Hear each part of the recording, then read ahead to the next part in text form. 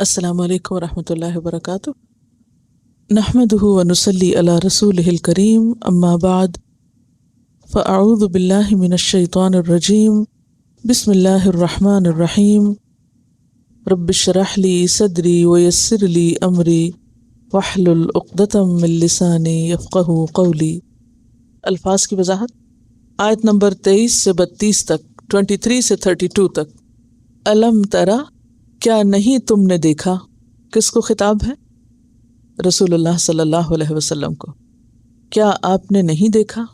کیا مراد ہے؟ کیا آپ نے نہیں دیکھا یعنی آپ نے دیکھا، حیرت، تعجب، دیکھو تو صحیح۔ کیا؟ الی الذین، ان لوگوں کی طرف۔ کون لوگ؟ اوتو، جو دیے گئے۔ کیا؟ نصیباً، ایک حصہ۔ نصیب کا لفظ نون صاد بے سے ہے، نصب کرنا کہتے ہیں، گاڑنا یعنی مقرر کرنا۔ تو نصیب سے مراد وہ حصہ جو مقرر ہو، معین ہو۔ قسمت کے لکھے کو بھی نصیب کہتے ہیں۔ اردو کا کوئی محاورہ یاد ہے نصیب میں؟ میرے تو نصیب خراب ہے۔ تو کیا کہتے ہیں آپ جب یہ بولتے ہیں نصیب؟ نصیب کہہ کے کیا سوچتے ہیں؟ یا صرف سنی سنائی بولتے ہیں؟ ہم ویسے بہت سی باتیں صرف سنی سنائی کہتے رہتے ہیں، پتہ نہیں ہوتا ہم کیا کہہ رہے ہیں۔ یہ تو نصیبوں کی بات ہے جی۔ با ادب با نصیب، بے ادب بے نصیب۔ تو نصیب کیا ہے جو آپ بولتے ہیں؟ مقرر حصہ جو آپ کے حصے کا ہے، جس کو عام طور پہ ہم قسمت کا لکھا بولتے ہیں۔ لیکن یہاں مراد کیا ہے؟ کچھ حصہ۔ نصیباً کو آپ کیسے ترجمہ کریں؟ کچھ حصہ، نکرہ بھی ہے۔ من الکتابی، کتاب میں سے۔ کتاب سے مراد یہاں تورات بھی ہے اور آسمانی کتب کا مجموعہ بھی ہو سکتی ہے، یعنی ساری آسمانی کتابوں میں سے کچھ حصہ تورات کی شکل میں کچھ لوگوں کو ملا تھا۔ تو پھر الذین کون ہوئے یہاں اس آیت میں؟ یہودی علماء۔ کیا تم نے دیکھا طرف ان لوگوں کے، یعنی یہودی علماء کے، جنہیں آسمان سے آنے والی کتب میں سے ایک کتاب یعنی تورات جو ان کے حصے میں آئی وہ ملی؟ یدعون، وہ بلائے جاتے ہیں۔ وہ بلائے جاتے ہیں تو ظاہر ہے کوئی بلاتا بھی ہوگا، تو بلاتا کون ہے؟ رسول اللہ صلی اللہ علیہ وسلم ان کو بلاتے تھے الی کتاب اللہ، اللہ کی کتاب کی طرف۔ اور یہاں اللہ کی کتاب سے مراد کون سی کتاب ہے؟ قرآن پاک بھی ہے اور تورات بھی ہے۔ لیحکم، تاکہ وہ فیصلہ کرے۔ کون؟ کتاب۔ کتاب فیصلہ کرے۔ کتاب تو بولتی نہیں ہے، کتاب تو انسان نہیں ہے، وہ کیسے فیصلہ کرے گی؟ یہاں مجازی طور پر یہ استعمال ہوا۔ مجاز کیا ہوتا ہے؟ ایک حقیقت ہوتی ہے، ایک مجاز ہوتا ہے۔ ویسے تو انسان فیصلہ کرتے ہیں، لیکن مجازی طور پر یہاں کتاب کا فیصلہ، یعنی کتاب کے اندر جو پیغام ہے یا میسج ہے وہ فیصلہ کن ہے، قول فیصل ہے۔ بینہم، ان کے درمیان، یعنی ان کے درمیان جو اختلاف ہے، ان کے درمیان باہم اختلاف تھا نا، تو ان کے درمیان جو اختلاف ہے اس کو دور کرے یہ کتاب۔ اور یہاں ایک خاص واقعے کی طرف بھی اشارہ ہے جس میں ان کے درمیان باہم اختلاف ہوا اور معاملہ اللہ کے رسول صلی اللہ علیہ وسلم کی طرف لایا گیا، تو آپ نے ان کو قرآن کی روشنی میں فیصلہ سنایا، لیکن انہوں نے اس کو قبول نہ کیا۔ لیحکم بینہم، تاکہ وہ فیصلہ کرے ان کے درمیان۔ لیکن ہوا کیا؟ جب فیصلہ ہو گیا، کتاب اللہ نے بتا دیا کہ حق کیا ہے، ثم یتولا، پھر منہ موڑ گیا۔ ثم جو ہے یہ بعد زمان کے لیے بھی ہے، یعنی کچھ دیر کے بعد، اور فاصلے کے لیے بھی ہوتا ہے۔ بعد زمان و مسافت دونوں کے لیے، زمان و مکان کر لیجئے۔ تو ثم یعنی کچھ دیر کے بعد، یتولا، منہ پھیر لیا، فریقن، ایک گروہ نے، سب نے نہیں، کیونکہ سب نہیں ایسا کرتے۔ منہم، ان میں سے۔ ان کون ہیں یہاں؟ الذین، یعنی یہود کے علماء۔ وہم، اور وہ، معرضون، اعراض برتنے والے ہیں۔ معرض کا روٹ کیا ہے؟ عین رے ضاد، اعراض برتنے والے ہیں، وہ تو ہیں ہی منہ موڑنے والے۔ اب بات یہ ہے کہ یتولا میں بھی بات آ گئی کہ انہوں نے منہ موڑ لیا، اور پھر معرضون، تو یہ دو کیوں آئے ہیں؟ آپ کا کیا خیال ہے؟ دو دفعہ یہ بات کیوں کی گئی؟ ایک تو ان کا حال بیان ہو رہا ہے کہ وہ تو ہیں ہی ایسے کہ وہ حق کی طرف آنے کی بجائے حق سے منہ موڑ جاتے ہیں. پہلی دفعہ جو ہے وہ ان کی موجودہ حالت کو بیان کر رہا ہے کہ جب ان کے سامنے فیصلہ رکھا گیا تو وہ منہ موڑ گئے. اور وہم موردون ان کی مستقل حالت کا بیان ہے. وہ ہیں ہی ایسے، وہ تو ہمیشہ ہی کرتے ہیں. سمجھ گئے؟ یتولا موجودہ حالت یعنی آن دا اسپاٹ انہوں نے جو کچھ کیا، اور موردون ان کی مستقل حالت، ان کا حال ہی یہی ہے. ذالک یہ کیا، یہ منہ موڑنا، ان کا یہ حال کیوں ہے، کیوں منہ موڑتے ہیں؟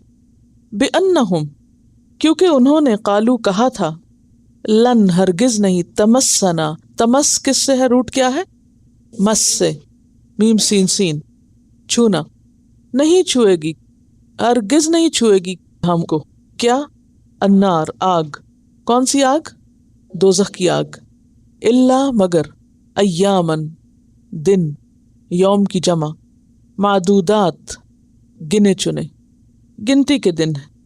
اور یہ کتنے دن، وہاں تو 30 دن ہے نا روزے، یا 29 دن ہے، لیکن یہاں ان کے چند دن کون سے تھے؟ اس سے مراد وہ 40 دن لیے گئے جو انہوں نے بچھڑے کی عبادت میں گزارے موسیٰ علیہ السلام کے پیچھے جب وہ کوہ طور پر گئے تھے. وغرہم اور دھوکے میں ڈالا ان کو، غرہ غین رے رے، اسی سے لفظ غرور ہے. غرور کس کو کہتے ہیں اور مغرور کس کو کہتے ہیں؟ مغرور شخص بھی دراصل کس میں ہوتا ہے، دھوکے میں ہوتا ہے. وہ اپنے آپ کو جو چیز سمجھتا ہے وہ ہوتا نہیں، جیسے خیال اور خیال کی بات کی تھی. فی دینہم ان کے دین میں، دھوکے میں ڈالا ان کو ان کے دین میں، ما کانو جو تھے وہ، یفترون وہ گھڑتے.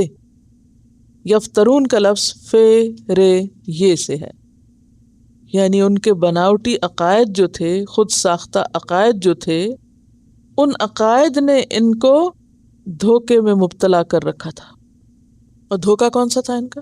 کس چیز کو یہاں دھوکا کہا جا رہا ہے؟ کہ ہمیں چند دن کے سوا آگ نہیں چھوئے گی.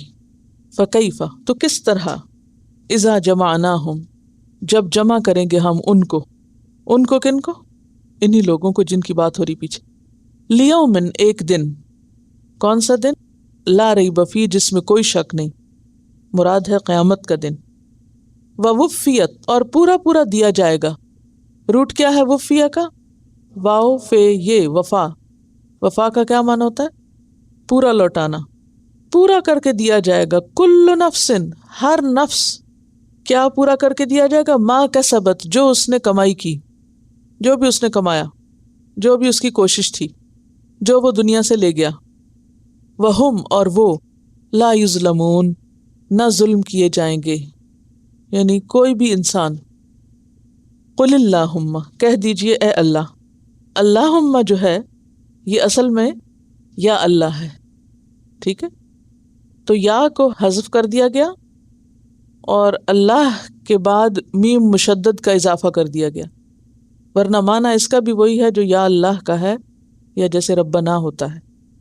اللہم اصل میں کیا تھا، یا اللہ، تو اللہم کیسے بنا، یا ہٹا دیا گیا اور اللہ کے بعد میم مشدد یعنی شد والا میم بڑھا دیا گیا.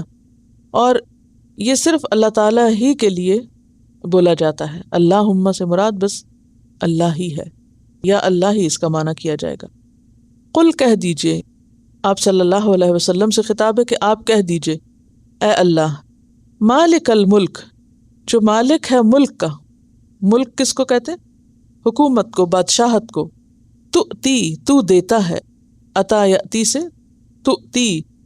کیا دیتا ہے، الملک بادشاہت، من تشاء جس کو تو چاہتا ہے، وتنزع اور تو کھینچ لیتا ہے.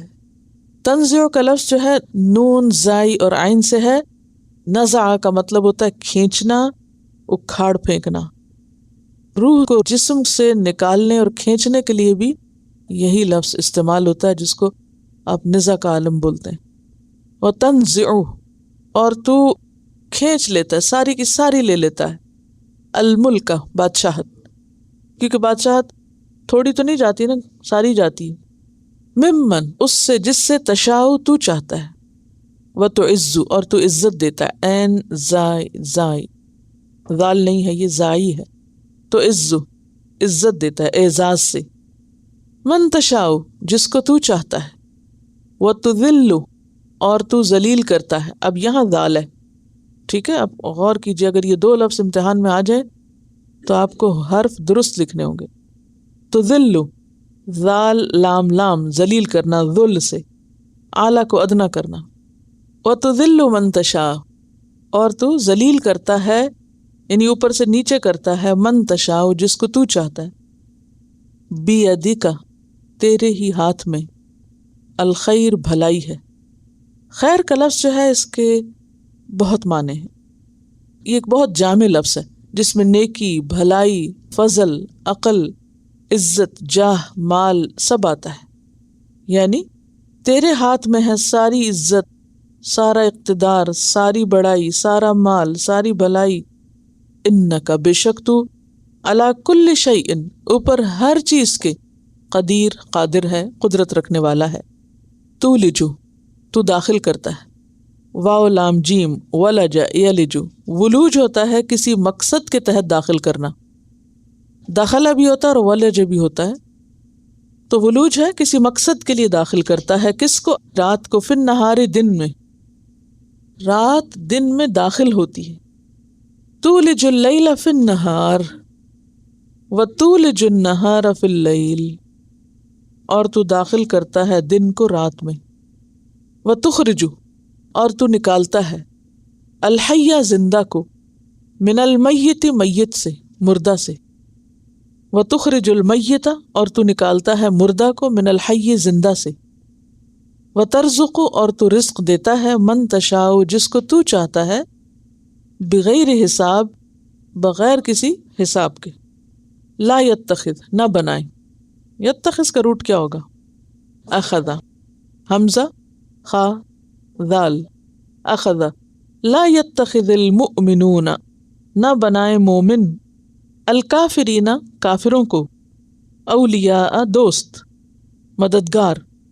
اولیاء کا لفظ ولی سے ہے، ولی کہتے ہیں مددگار کو، معین کو، کارساز، حمایتی، ساتھی.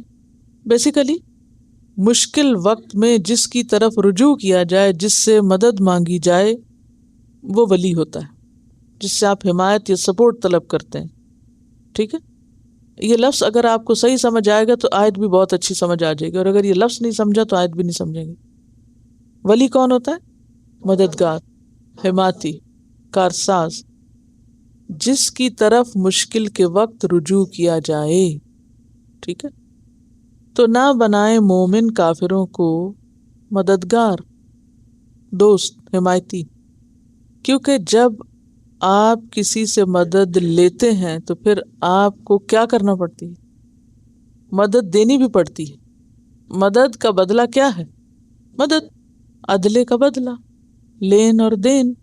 آپ لیتے ہیں تو آپ کو دینا بھی ہے.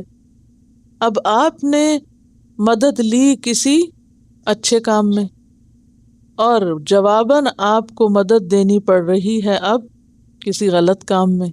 ٹھیک ہے، تو اس لیے اس سے منع کیا جا رہا ہے کہ نہ بنائے مومن کافروں کو اولیاء، من دون المؤمنین مومنوں کو چھوڑ کر.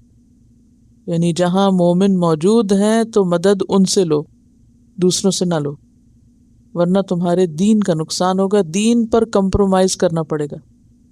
وَمَن يَفْعَلْ اور جو کرے گا، ذَلِكَ یہ، فَلَيْسَ تو نہیں، من اللہ اللہ سے، اور یہاں من اللہ سے مراد من دین اللہ، فی شیء کسی چیز میں، یعنی پھر وہ دین کے کسی مقام پہ نہیں رہے گا، دین گیا اس کا، یہ مراد، یعنی دین میں اس کا کچھ باقی نہیں رہے گا.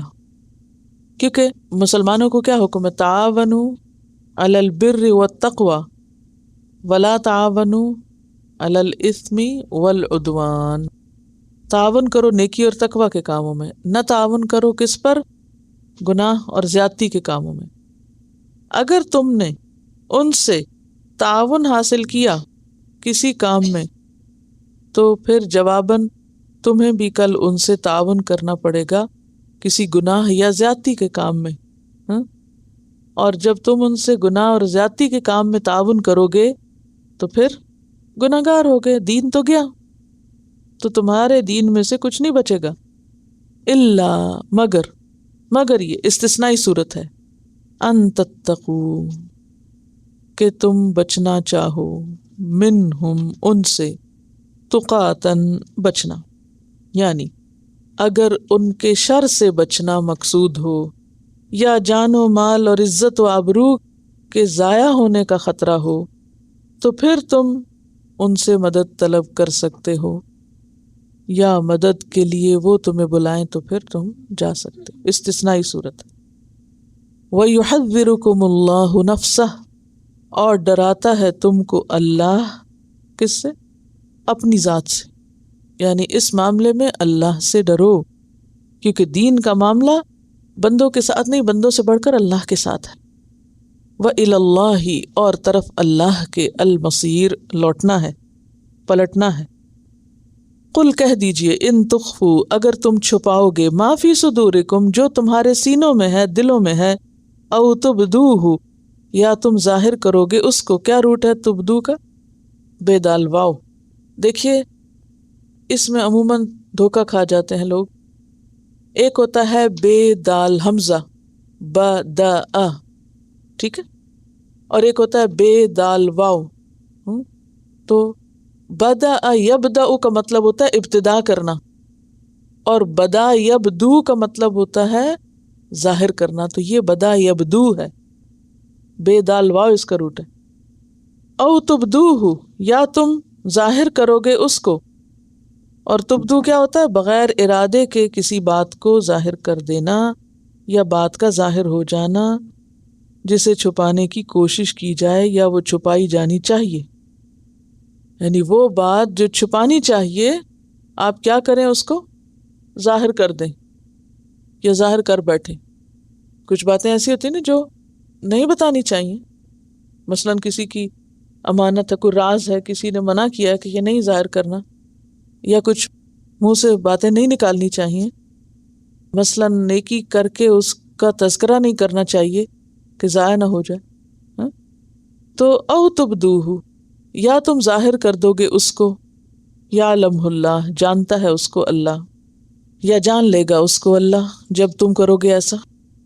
وَيَعْلَمُ، اور وہ جانتا ہے، مَا فِي السَّمَاوَاتِ، جو آسمانوں میں ہے، وَمَا فِي الْأَرْضِ، اور جو زمین میں ہے، واللہ، اور اللہ، عَلَى كُلِّ شَيْءٍ قدیر، ہر چیز پر قدرت رکھنے والا ہے۔ یوم، جس دن، تجد، پائے گا، کیا روٹ ہے اس کا؟ واو جیم دال، وجد یجد، وجود اسی سے ہے، وجود لفظ پتہ ہے نا۔ یوم تجد، جس دن پائے گا، کیونکہ وجود بھی پایا جاتا ہے نا، اس کا اپوزٹ عدم ہوتا ہے، عدم سے وجود میں آنا، یعنی کچھ نہیں تھا پھر ہو گیا۔ یوم تجد، جس دن پائے گا، کل نفس، ہر نفس، کیا؟ ما عملت، جو اس نے عمل کیا، من خیر، خیر میں سے، نیکی میں سے، بھلائی میں سے، محضرا، حاضر، محضر یعنی حاضر کیا ہوا، سامنے، وما عملت، اور جو اس نے عمل کیا، من سوء، برائی میں سے، سوء، ساء یسوء، سوء، وہ برائی جو کسی چیز کے اندر ہو، اور اس نے برائی میں سے جو بھی عمل کیا، تودو، وہ چاہے گا، تودو کا روٹ کیا ہے؟ واو دال دال، ود، ود کس کو کہتے ہیں؟ محبت کو۔ تودو، چاہے گا، آرزو کرے گا، خواہش کرے گا، لو، کاش، انا، بے شک، بینہا، اس کے درمیان، وبینہ، اور اس کے درمیان، ہا اور ہو سے مراد کیا ہے؟ ہا سے مراد وہ نفس ہے کیونکہ نفس مؤنث ہے، اور ہو سے مراد عمل ہے، یعنی اس کے اور اس کے عمل کے درمیان ہو کیا؟ امدن، فاصلہ، مسافت، بعیدن، دور کی۔ یاد رکھیے کہ امد اور ابد دونوں ہی وقت کے لیے استعمال ہوتے ہیں، امد اور ابد دونوں وقت کے لیے استعمال ہوتے ہیں، اور ابد ہمیشہ ہمیشہ کے لیے، اور امد محدود وقت کے لیے۔ کاش اس کے اور اس کے عمل کے درمیان دور کا وقت ہوتا یعنی فاصلہ ہوتا یعنی دیر سے پھر وہ انجام سامنے آتا، یہ مراد ہے۔ وَيُحَذِّرُكُمُ اللَّهُ، اور ڈراتا ہے تم کو اللہ، ہے ذال رے حذر، ڈرانا، محتاط کرنا، پیچھے گزر چکا ہے، حذر الموت، نفسہ، اپنے آپ سے یعنی اپنی ذات سے، واللہ، اور اللہ تعالیٰ، رؤوف، بہت شفقت کرنے والا ہے۔ رؤوف جو ہے فعول کے وزن پر کثرت کے لیے، بہت زیادہ شفیق ہے، بالعباد، بندوں کے لیے یا بندوں کے ساتھ۔ قل، کہہ دیجئے، ان کنتم، اگر ہو تم، تحبون اللہ، محبت کرتے اللہ سے، فاتبعونی، پس پیروی کرو میری۔ تحبون کا لفظ پیچھے گزر چکا ہے بے کیا معنی تھا؟ محبت تو معنی تھا اس کا، لیکن یعنی اس کی اصل کیا ہے؟ دانے سے، حبہ دانے کو بھی کہتے ہیں نا، تو دانا کہاں ہوتا ہے؟ زمین میں، تو محبت کہاں ہوتی ہے؟ دل میں۔ اگر تم اللہ کو دل سے چاہتے ہو، فاتبعونی، تو میری پیروی کرو، اتباع کرو، تبع سے، یحببکم اللہ، محبت کرے گا تم سے اللہ، ویغفر لکم، اور بخش دے گا تمہارے لیے، ذنوبکم، تمہارے گناہوں کو۔ کیا معنی بخش دے گا؟ ڈھانپ دے گا، چھپا دے گا۔ کون سے عمل؟ جو سنت کے خلاف ہوں گے۔ واللہ، اور اللہ، غفور الرحیم، غفور الرحیم ہے۔ کل، کہہ دیجئے، اطیعوا، اطاعت کرو، طا واو عین، خوشی سے اطاعت کرنا، خوشی سے بات ماننا۔ کس کی؟ اللہ، اللہ کی، والرسول، اور رسول کی۔ فَإِن تَوَلَّوْا، پھر اگر وہ منہ موڑیں، فَإِنَّ اللَّهَ، پس بے شک اللہ تعالی، لا يحب، نہیں محبت رکھتا، الکافرین، کافروں سے، اللہ کافروں سے محبت نہیں رکھتا۔ أَلَمْ تَرَ إِلَى الَّذِينَ أُوتُوا نَصِيبًا مِّنَ الْكِتَابِ يُدْعَوْنَ إِلَى كِتَابِ اللَّهِ لِيَحْكُمَ بَيْنَهُمْ ثُمَّ يَتَوَلَّى فَرِيقٌ مِّنْهُمْ وَهُمْ مُعْرِضُونَ، کیا تم نے دیکھا ان لوگوں کی طرف جنہیں کتاب کا ایک حصہ دیا گیا تھا، وہ اللہ کی کتاب کی طرف بلائے جاتے ہیں تاکہ وہ ان کے درمیان فیصلہ کرے، پھر ان میں سے ایک گروہ منہ موڑ جاتا ہے اور وہ ہیں ہی اعراض برتنے والے۔ اس آیت کے شان نزول کے بارے میں ایک واقعہ ملتا ہے۔ ابن عباس کا قول ہے کہ خیبر کے باشندوں میں سے ایک مرد اور عورت نے زنا کیا۔ خیبر میں کون رہتا تھا؟ یہود رہتے تھے، اور زنا کی سزا ان کی کتاب میں رجم یعنی سنگسار کر دینا مقرر تھی۔ سنگسار کرنا کیا ہوتا ہے؟ پتھر مار کر ہلاک کرنا۔ اور زنا کی سزا ان کی کتاب میں رجم، سنگسار کر دینا مقرر تھی، لیکن زانی چونکہ عالی مرتبہ تھے، اس لیے یہودیوں نے ان کو سنگسار کرنا مناسب نہ سمجھا اور رسول اللہ صلی اللہ علیہ وسلم کی خدمت میں معاملہ پیش کیا۔ ان کو یہ امید تھی کہ رسول اللہ صلی اللہ علیہ وسلم کے پاس اس سزا میں کچھ تخفیف مل جائے گی، یعنی ہماری کتاب میں تو حکم بہت سخت ہے، لہٰذا آپ کے پاس جا کر فیصلہ کراتے ہیں تاکہ سزا سے بچ سکیں۔ لیکن آپ نے بھی دونوں کو رجم کرنے کا ہی حکم دیا۔ نعمان بن اوفا اور بحری بن عمرو اس سزا کو سن کر بولے، محمد آپ کا فیصلہ غلط ہے صلی اللہ علیہ وسلم، ان کے لیے سنگساری کرنے کا حکم نہیں ہے۔ آپ نے فرمایا، میرے تمہارے قول کا فیصلہ تورات سے ہو سکتا ہے، تورات لاؤ۔ وہ بولے، آپ نے انصاف کی بات کہی ہے۔ آپ نے فرمایا، تم میں تورات کا سب سے بڑا عالم کون ہے؟ انہوں نے جواب دیا، ایک آدمی ہے جو یک چشم ہے، یعنی اس کی ایک آنکھ ہے، جو فدق کا باشندہ ہے، فدق علاقے کا نام ہے، اس کو ابن سوریہ کہا جاتا ہے، سواد سے۔ چنانچہ یہودیوں نے ابن سوریہ کو بلوا بھیجا اور وہ مدینہ آ گیا۔ جبریل علیہ السلام نے رسول اللہ صلی اللہ علیہ وسلم کو ابن سوریہ کے حالات بتا دیے تھے۔ وہ حاضر ہوا۔ رسول اللہ صلی اللہ علیہ وسلم نے فرمایا، تم ابن سوریہ ہو؟ اس نے جواب دیا جی ہاں۔ فرمایا کیا تم یہودیوں کے سب سے بڑے عالم ہو؟ ابن سوریہ نے کہا لوگ ایسا ہی خیال کرتے ہیں، یعنی مجھے ایسا ہی سمجھتے ہیں۔ حضور نے تورات کا وہ حصہ طلب فرمایا جس میں رجم کا حکم مذکور تھا، اور فرمایا اس کو پڑھو۔ حسب حکم ابن سوریہ نے تورات پڑھنی شروع کی، اور جب آیت رجم پر پہنچا تو اپنی ہتھیلی اس پر رکھ دی اور آگے پڑھنے لگا۔ عبداللہ بن سلام بولے، جو پہلے یہودی تھے پھر مسلمان ہو گئے، یا رسول اللہ صلی اللہ علیہ وسلم، یہ آیت رجم کو چھوڑ گیا ہے۔ پھر عبداللہ نے خود اٹھ کر اس کا ہاتھ آیت رجم سے ہٹایا اور رسول اللہ صلی اللہ علیہ وسلم کو اور نیز جو اس وقت یہودی موجود تھے ان کو پڑھ کر سنایا کہ محسن اور محسنہ یعنی شادی شدہ عورت اور مرد جب زنا کریں اور ان پر شہادت قائم ہو جائے تو ان کو سنسار کر دیا جائے، اور اگر عورت حاملہ ہو تو بچہ پیدا ہونے تک سزا موقوف رکھی جائے۔ اس فیصلے کے بعد رسول اللہ صلی اللہ علیہ وسلم نے دونوں کو سنسار کرایا اور یہودی ناراض ہو کر لوٹ گئے۔ یہ تو آپ کو معلوم ہے کہ جب آپ صلی اللہ علیہ وسلم مدینہ تشریف لائے تھے تو ایک معاہدہ ہوا تھا 3 فریقوں کے درمیان۔ وہ کون کون تھے؟ مہاجرین، انصار یعنی جو مدینہ کے لوکل لوگ تھے، اور اس کے علاوہ یہود۔ اس معاہدے کا نام کیا ہے؟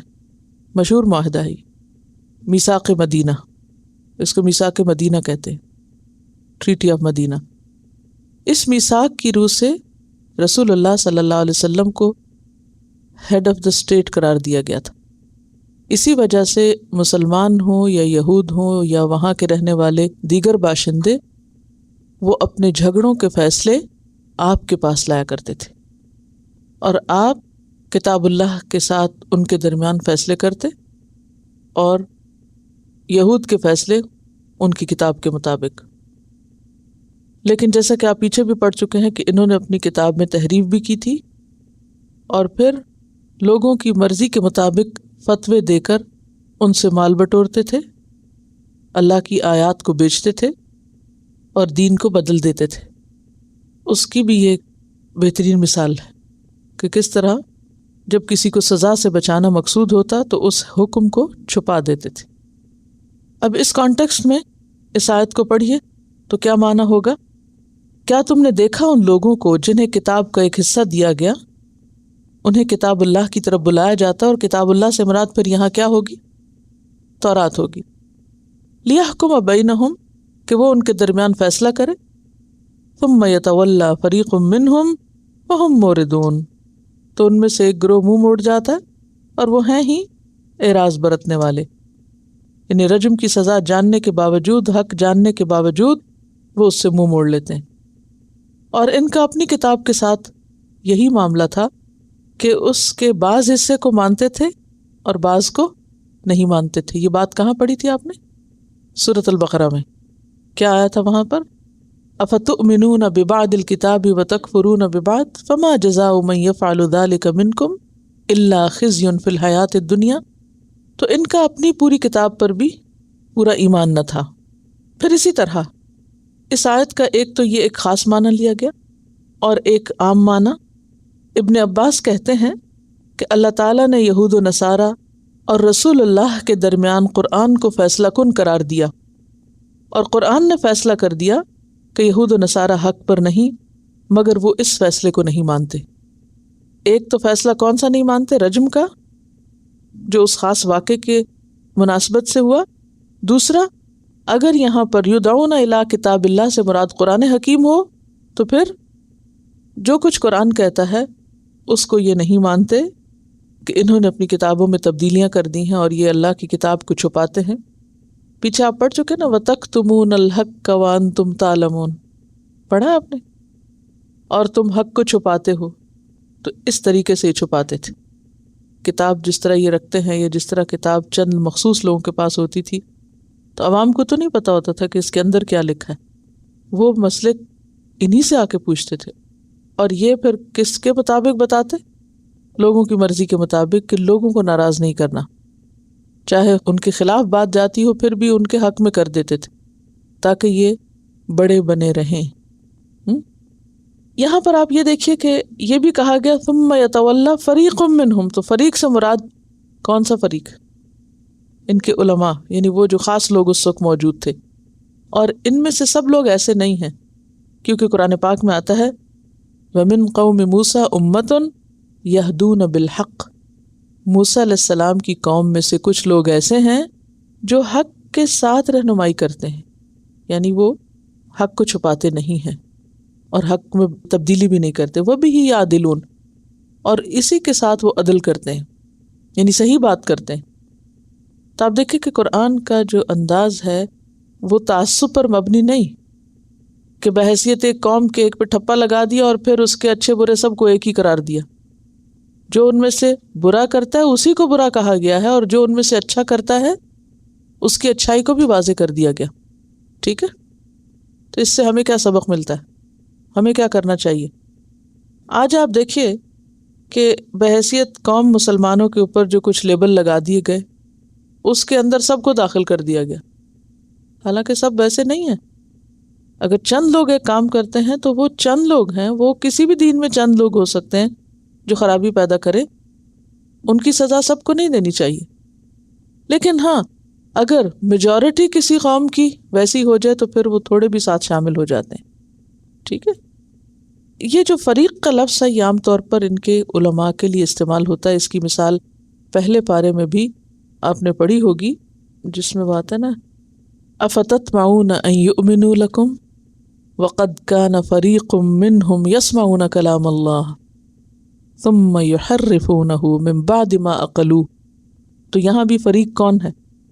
جو ان کے جاننے والے، کیونکہ اس فریق کے علاوہ باقی کون ہے؟ ومنہم امیون، ان پڑھ لوگ۔ اب اس آیت کو عمومی معنی میں لیجئے۔ بات یہ ہے کہ اللہ تعالیٰ کی ہدایت یا دین اسلام روز اول سے ایک ہی طرح ہر قوم کے پاس آتا رہا ہے، یعنی آدم سے محمد صلی اللہ علیہ وسلم تک سب پیغمبروں کو ایک ہی تعلیم دی گئی تھی، اور وہ کیا تعلیم تھی؟ توحید کی۔ شریعت میں، قانون میں کچھ نہ کچھ فرق رہا ہے، لیکن ان سب کو پیغام ایک ہی دیا گیا ہے۔ اسی لیے آپ دیکھیں گے کہ ان الہامی ادیان میں بہت سی سملیرٹیز ہیں۔ آج تحریف اور تبدیلی کے باوجود بھی جب آپ ان ادیان کا مطالعہ کرتے ہیں تو آپ حیران ہو جاتے ہیں کہ اچھا اتنی زیادہ سملیرٹیز، اتنا زیادہ ملتا ہے، کیونکہ اصل ایک ہے نا، یہ تو بعد میں لوگوں نے اس میں تبدیلی کر دی۔ تو چونکہ خدا کی ہدایت ایک ہی ہدایت ہے، اول سے آخر تک سب کو ایک ہی طرح دی گئی، جو مختلف اقوام پہ آئی، تو اس وجہ سے جو بھی اہل علم ہیں وہ ہر دور میں حق کو پہچان لیتے ہیں۔ آج بھی آپ دیکھیں کہ ان کے جو علماء ہیں وہ بہت اچھی طرح جانتے ہیں کہ قرآن میں جو باتیں آئی ہیں یہ وہی ہیں جو ان کے پاس بھی موجود ہیں، اور قرآن ویسے بھی کہتا ہے مصدقا لما بین یدیہ، پہلی کتابوں کی یہ تصدیق کرتا ہے۔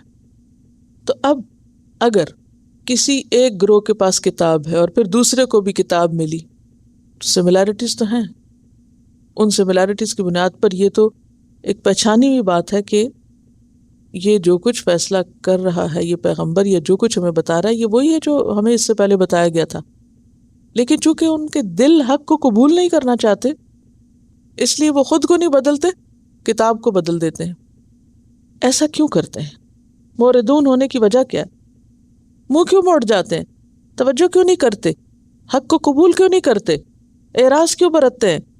اللہ کے احکامات کیوں نہیں لینا چاہتے؟ ذرا توجہ فرمائیے، قرآن پاک میں اگلی آیت میں جواب لکھا ہوا ہے، ذالک، یہ اس لیے ہے، بِأَنَّهُمْ قَالُوا، کیونکہ وہ کہتے ہیں، لن تمسنا النار الا ایاما معدودات، ان کا یہ اعراض، ان کا یہ منہ موڑنا، ان کا یہ حق سے پھرنا اس لیے ہے کہ ان کا عقیدہ خراب ہے، عقیدے میں گڑبڑ۔ کیا خرابی ہے؟ کہ آخرت کے بارے میں ان کا یقین درست نہیں، یا درست بنیادوں پر قائم نہیں۔ ٹھیک ہے، آخرت کے بارے میں ان کے یقین میں کیا خرابی تھی یا کیا کمی تھی؟ وہ کہتے تھے کہ ہم آگ میں چند دن کے سوا جائیں گے ہی نہیں، یعنی ان کا رویہ اپنے دین کے بارے میں اس لیے غیر سنجیدہ ہے کیونکہ ان کا آخرت پر یقین درست نہیں، ایمان درست نہیں، وغرہم اور ان کو دھوکے میں مبتلا کر رکھا ہے، فی دینہم ان کے دین کے معاملے میں، کس چیز نے، ما کانوا یفترون جو کچھ وہ گھڑے ہوئے ہیں، جو کچھ وہ خود ساختہ عقائد بنائے ہوئے ہیں. ان کے کیا بناوٹی یا خود ساختہ عقائد تھے جو انہوں نے خود گھڑ کے اللہ کی طرف منسوب کر رکھے تھے. سورۃ البقرہ کی آیت نمبر 80 ہے. وہ کیا کہتے ہیں؟ وَقَالُوا لَن تَمَسَّنَا النَّارُ إِلَّا أَيَّامًا مَّعْدُودَةً، وہ کہتے ہیں چند دن کے سوا ہم کو آگ نہیں چھوئے گی. قُلْ أَتَّخَذْتُمْ عِندَ اللَّهِ عَهْدًا، ان سے پوچھو کہاں لکھا ہے، کیا تم نے اللہ سے کوئی وعدہ لے رکھا ہے؟ اور اگر ایسا ہے تو فَلَن يُخْلِفَ اللَّهُ عَهْدَهُ، اللہ اپنے وعدے کے خلاف ہرگز نہیں جائے گا.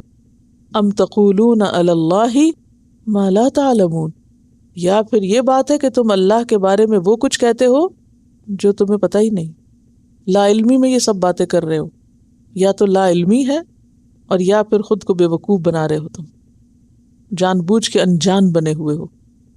ان کا یہ عقیدہ کہ اول تو ہم آگ میں جائیں گے ہی نہیں کیونکہ ہم چنے ہوئے لوگ ہیں، چوزن پیپل ہیں، اور دوسری بات یہ کہ اگر گئے بھی تو چند دن کے بعد نکال لیے جائیں گے.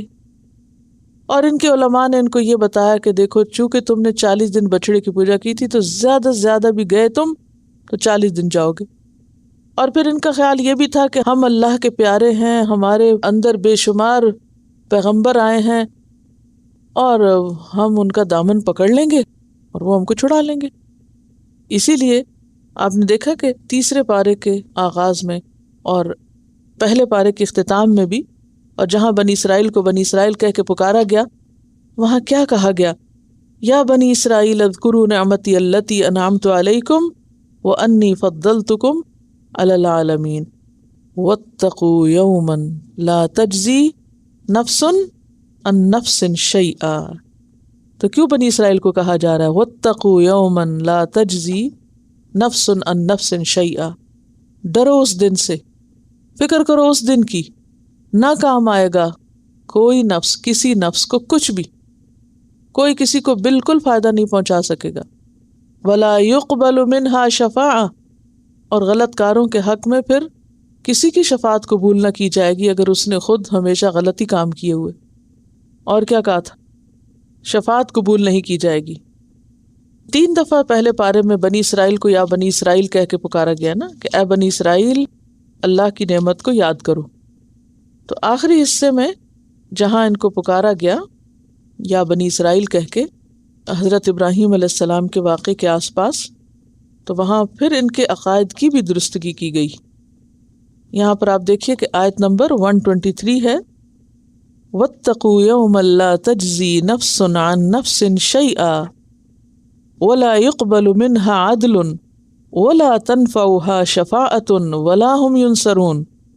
ٹھیک ہے، تو اس سے کیا پتہ چلتا ہے کہ کل قیامت کو کوئی کسی کے کام نہیں آئے گا، اور ان کو کھلم کھلا بتایا گیا تھا، لیکن اس کے باوجود یہ سن کے نہیں دیتے تھے اور یہ کیا کہتے تھے؟ لن تمسنا النار الا ایاما معدودا.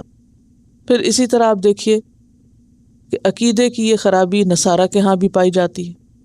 وہ کیا کہتے ہیں؟ آخرت کے عقیدے میں کیا خرابی ہے ان کے ہاں؟ وہ بخشش کا انحصار کس چیز پر رکھتے ہیں؟ عیسیٰ علیہ السلام. وہ کیا کہتے ہیں کہ جو عیسیٰ علیہ السلام کو مان لے گا بس اس کی تو بخشش ہو گئی، کیونکہ عیسیٰ علیہ السلام سب کے گناہوں کے کفارے میں صلیب چڑھ چکے ہیں. اچھا، ہم مسلمانوں میں آخرت کے عقیدے میں کیا کمزوری ہے ہمارے؟ ہم حضور صلی اللہ علیہ وسلم کی امت ہیں، لہٰذا ہمیں کوئی فکر کی ضرورت نہیں. آپ خود اس وقت تک جنت میں جائیں گے نہیں جب تک ہم نہ پہنچ جائیں. اچھا، ہم نے بھی کئی چیزیں گھڑ رکھی ہیں. یہاں اللہ تعالیٰ فرماتے ہیں غرہم فی دینہم ما کانوا یفترون. یفترون کا کیا معنی بھی معنی لکھوا ہے؟ جھوٹ گھڑنا، خود ساختہ باتیں ایجاد کرنا، وہ عقیدے جو انہوں نے خود بنا کے اللہ کے نام منسوب کر دیے تھے کہ یہ اللہ کی طرف سے، حالانکہ خود کو دھوکہ دے رہے تھے.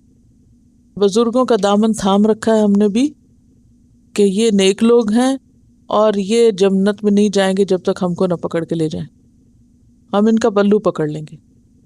اور لوگ صاف کہتے ہیں بھول نہ جانا اس دن ہم نے تمہارا پلو پکڑنا ہے. تم جاؤ گے ہمیں بھی لے کے جانا. اس طرح کی باتیں کرتے ہیں عام انسانوں سے بھی. پھر اسی طرح بعض دروازے بنا رکھے ہیں، نام بہشتی دروازہ رکھا ہوا ہے، اور سمجھتے ہیں کہ جو شخص اس دروازے سے گزر گیا وہ تو جنت میں ضرور جائے گا. اور اتنی بھیڑ ہوتی ہے اس دروازے کے آس پاس کہ کئی لوگ مارے بھی جاتے ہیں صرف رش میں، پاؤں کے نیچے آ کے بھیڑ اور اس میں جو ایک ازدحام ہوتا ہے، صرف اس لیے کہ ہر شخص سمجھتا ہے کہ ایک مخصوص تاریخ کو مخصوص وقت میں جو اس دروازے کے اندر سے گزر گیا وہ تو جنت میں گیا ہی گیا. یہ کس نے بتایا؟ اس کا نام بہشتی دروازہ رکھنا بھی کیا ہے؟ خود ساختہ لفظ ہے، یہ سیلف میڈ. بہشتی دروازہ کیا مطلب؟ بہشتی دروازہ یہ جنت کا دروازہ، جو اس سے پار ہوا گویا وہ جنت میں گیا ہی گیا. جس قوم کے عقائد خراب ہو جائیں، جس کا آخرت کے بارے میں عقیدہ بگڑ جائے، پھر وہ بھلا اچھے کام کیوں کرے گا؟ جس کو پتا ہو کچھ کیے بغیر سب کچھ مل جائے گا وہ محنت کیوں کرے گا؟ تو یہاں وجہ بتائی گئی کہ یہ لوگ کتاب اللہ کے فیصلے کیوں نہیں قبول کرتے، اللہ کی کتاب کی طرف کیوں نہیں رجوع کرتے، کتاب الہی کو ماننے میں سنجیدہ کیوں نہیں؟ قرآن کی دعوت جانی پہچانی دعوت ہے، کیوں نہیں مانتے اس کو، کیوں نہیں قبول کرتے؟ کیا وجہ ہے آخر؟ ان کی یہ سوچ کہ ہم آگ میں نہیں جائیں گے، اور اگر گئے تو چند دن بعد نکل آئیں گے، اور ہمارے بزرگ ہم کو بخشوا لیں گے، فلاں کی شفاعت کام آ جائے گی، فلاں کا وسیلہ پکڑ لیں گے، فلاں کا دامن تھام لیں گے. ان چیزوں نے ان کو عمل سے روک رکھا ہے. تو اب آپ اس کا جواب دیکھیے، اللہ تعالیٰ ان عقائد کا کیسا توڑ فرماتے ہیں. فرمایا فَكَيْفَ إِذَا جَمَعْنَاهُمْ، پھر کس طرح ہوگا، سوچو ذرا کیا گزرے گی جب ہم ان سب کو اکٹھا کر لیں گے، جمع کر لیں گے. کب؟ لِيَوْمٍ، ایک دن. کس دن؟ لا ریب فیہ، جس میں کوئی شک نہیں. یعنی قیامت کے دن. صرف یہ نہیں کہا قیامت کا دن، آپ انداز پہ غور کیجئے. ایک دن، ذرا سوچو وہی دن. کون سا دن؟ جس کا آنا لازم ہے، جس کے آنے میں شک ہی نہیں. اس دن سب کو وہاں اکٹھا ہونا ہوگا، اور اس دن ہوگا کیا؟ وَوُفِّيَتْ كُلُّ نَفْسٍ مَا كَسَبَتْ. کل نفس، اس میں اور آپ آتے ہیں، کل نفس، ہر شخص کو دے دیا جائے گا. اور کیسے؟ وفیت، صرف دیا نہیں، پورا پورا دے دیا جائے گا، مکمل طور پہ دے دیا جائے گا. کیا؟ ما کسبت، جو بھی اس نے کمائی کی. پیچھے پڑھی ہے یہ بات کہاں؟ لہا ما کسبت وعلیہا مکتسبت. تو جو اس نے کمائی کی ہوگی اس کو پوری مل جائے گی. وہم لا یظلمون، اور وہ ظلم نہ کیے جائیں گے. اسی مضمون کو سورۃ الانبیاء میں اس طرح بیان کیا گیا، آیت نمبر 47 ہے، وَنَدَعُ الْمَوَازِينَ الْقِسْطَ لِيَوْمِ الْقِيَامَةِ فَلَا تُظْلَمُ نَفْسٌ شَيْئًا وَإِنْ كَانَ مِثْقَالَ حَبَّةٍ مِّنْ خَرْدَلٍ أَتَيْنَا بِهَا وَكَفَى بِنَا حَاسِبِينَ. کیا مطلب ہے؟ اس دن ہم انصاف کے ترازو رکھ دیں گے. قیامت کے دن کسی جان پہ کچھ ظلم نہ کیا جائے گا. اگر کسی کے پاس مثقال حبۃ، ایک دانے کے برابر بھی، من خردل، رائی کے ایک دانے برابر بھی اگر کسی کے پاس کوئی نیکی یا گناہ ہوگا، اتینا بہا، ہم وہ بھی لے آئیں گے. وکفا بنا حاسبین، اور ہم حساب لینے کے لیے کافی ہیں، ہم خود حساب لے لیں گے. ایک اور جگہ پر آتا وَمَن يَعْمَلْ مِثْقَالَ ذَرَّةٍ خَيْرًا يَرَهُ وَمَن يَعْمَلْ مِثْقَالَ ذَرَّةٍ شَرًّا يَرَهُ. چھوٹی چھوٹی نیکی اور چھوٹی چھوٹی برائی، گناہ جمع ہوگا، کاؤنٹ ہوگا، سامنے آئے گا. لیکن ہم چھوٹی چھوٹی نیکیوں کو کوئی چیز نہیں سمجھتے، چھوٹی چھوٹی برائیوں کو کوئی چیز نہیں سمجھتے. یہاں رائی کے دانے کی بات ہو رہی ہے، اور ہم رائی کے، ہم تو پہاڑوں کی بھی فکر نہیں کرتے. پہاڑوں جتنے گناہ کر کے بھی ہم سوچتے ہیں کوئی فرق ہی نہیں پڑتا، چھڑا دیے جائیں گے. تو وہی چیز جس نے یہود کے اعمال میں خرابی کی تھی اور نصارہ کے، آج وہی چیزیں مسلمانوں کے اندر بھی کھلے عام پائی جاتی ہیں. وآخر دعوانا ان الحمد للہ رب العالمین. سبحانک اللہم وبحمدک، نشہد ان لا الہ الا انت، نستغفرک ونتوب الیک. السلام علیکم ورحمۃ اللہ وبرکاتہ.